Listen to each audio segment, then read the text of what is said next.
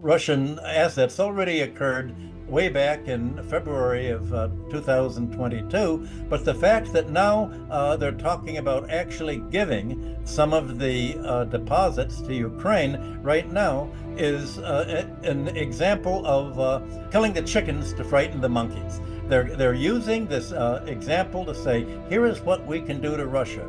Grab all of its foreign exchange reserves, to what they can do to Saudi Arabia and the United Arab Republics.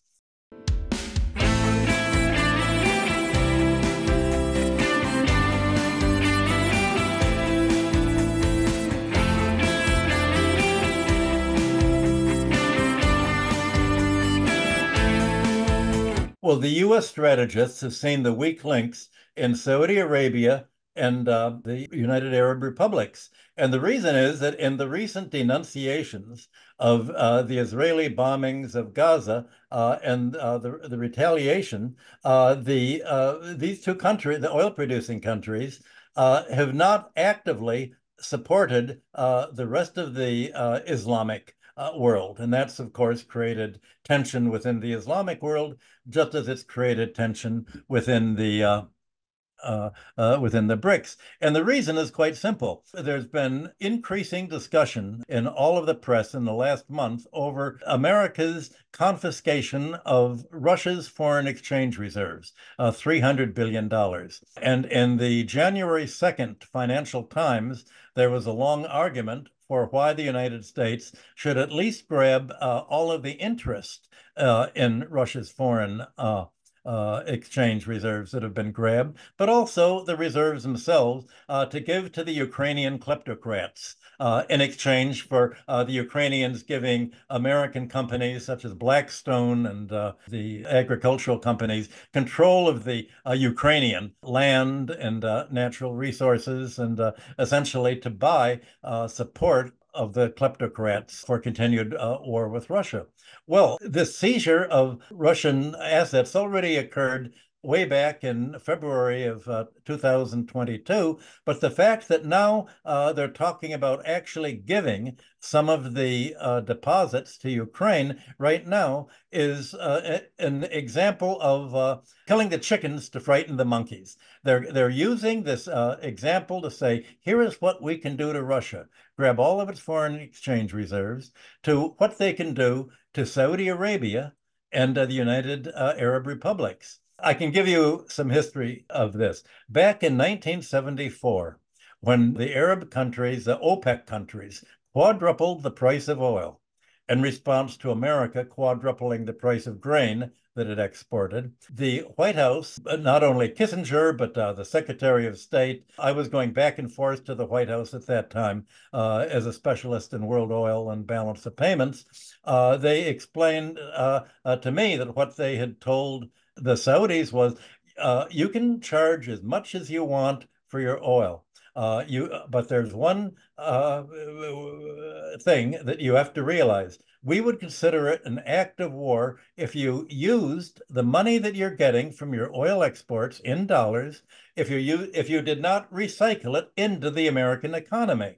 So yes, you can charge whatever you want for your oil, but all of your earnings you will invest in U.S. Treasury securities or U.S. bonds or minority holdings of U.S. stocks, like just the Dow Jones average. And so I think the King of Saudi Arabia bought 1 million shares of every company that was listed in the Dow Jones Industrial Average, as an example. So for the last 40 years, the Saudis have thought of themselves as building up their international monetary reserves and their government reserves. Their international savings have been kept in the form of U.S. bonds, U.S. stocks under U.S. control. Well, that means that if any point of time the Saudis would actually support Hamas or Hezbollah or Iran, the United States would say, well, you've just committed an act of war. And as the Financial Times is described on, as I said, January 2nd, the United States says if a country attacks another or opposes American foreign policy, we have the right to grab all of their assets in the West, just as we've grabbed Russia's assets. That's what makes America an exceptional country. We can grab your assets, but you can't grab our assets. So that Saudi Arabia and the United Arab Republics think, how are we going to get rid of the dollars so we can hold our international savings in a form that the United States State Department and military cannot grab? Well, how do you move out of $1 trillion worth of securities? If they were to sell the stocks and bonds, you would have a financial crash here.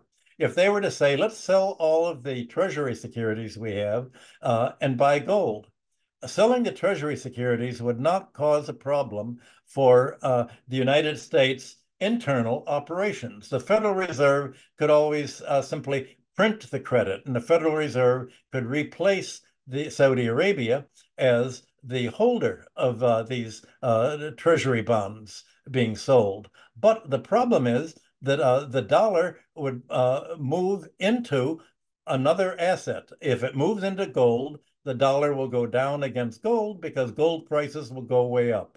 If the Saudis would say, let's move dollars into China, then the dollar would go down against the Chinese yuan, RMB.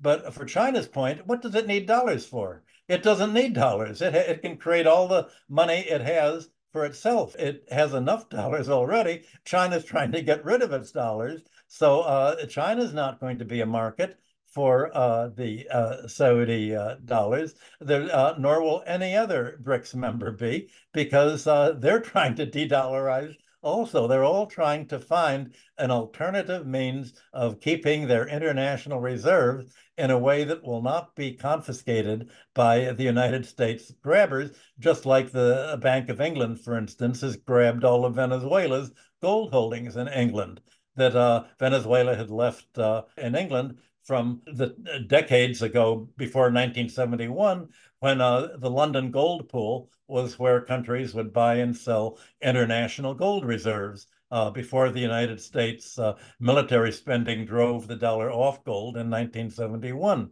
So that's the problem. The United States has a financial stranglehold on Saudi Arabia and the UAR. And the question is, to what extent can these two countries actually join with the other BRICS countries into a common defense against the United States plan to militarily either seize or destroy Iran and Lebanon in the process of grabbing control of the whole Near Eastern oil supply?